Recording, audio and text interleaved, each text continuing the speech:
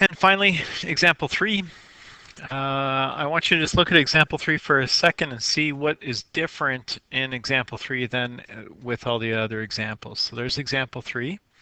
Give you a second to write it down. So it's log 0.04 base x equals -2.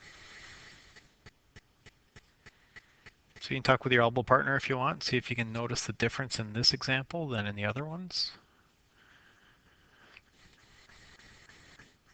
Just for kicks, I'll scroll through some of the other ones.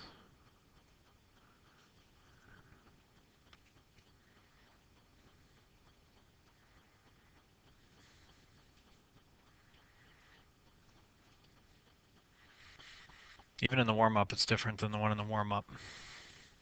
It has to do with the positioning of the variables, so that'll be my clue. So here, look at where the y is in the question. Here, look at where the x is in the question. Where the x is in the question. And then we get to this one. So hopefully you and your elbow partner have discovered that the difference in this one is that the x is not in the answer. Okay, in this particular case, you see how the x is in the answer. Okay, or x is in the answer. Whereas this time, x is the base. So our strategy should be different.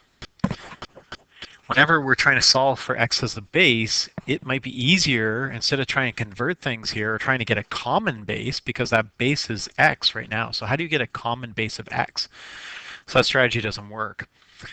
And I can't convert this into a, this one into a log x to the something. I don't know. So I need a new strategy. Well, when I have the x's the base, it might be easier to actually convert this into an exponential equation. So that's what I'm going to do. I'm going to convert this to an exponential equation.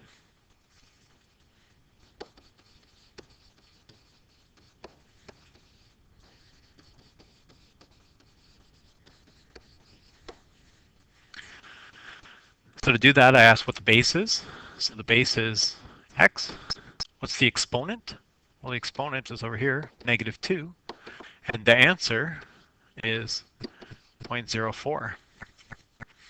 Now this is more looking like an exponential equation, or something we can do there. So there's a couple things we could do. We could take the log of both sides if we wanted. Or this 0.04, actually, maybe we can do something interesting there. So there's a couple of ways you could do it. I'm going to show them. This is I'm going to change to a fraction of 4 out of 100,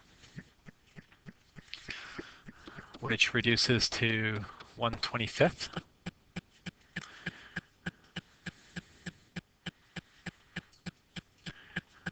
A couple of things we can do here. We could say, well, convert this to an exponent.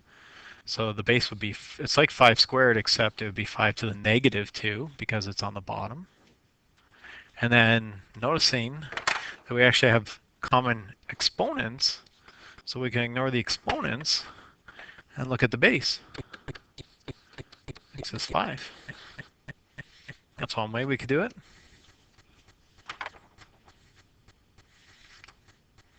Or at this stage, we could have done this.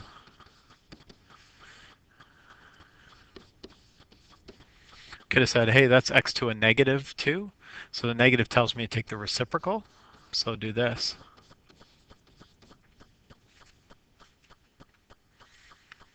Notice now that everything looks the same. This looks similar to this. They have the same numerator, so I can ignore them and look just at the denominators. And so x equals plus or minus 5. The negative, though, no negative bases. So the answer would just be x equals 5. So that would work as well.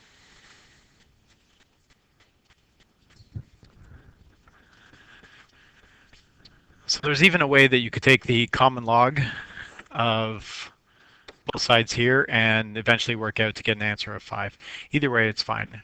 The real reason I wanted to show this one example is the position of the x. So if x is in the base, it's much easier to convert to exponential and then solve it like some of the questions we've done before. So that's all the examples we have today. There's a bunch of practice. Examples 1 and 2 will be the main focus of what we're going to look at.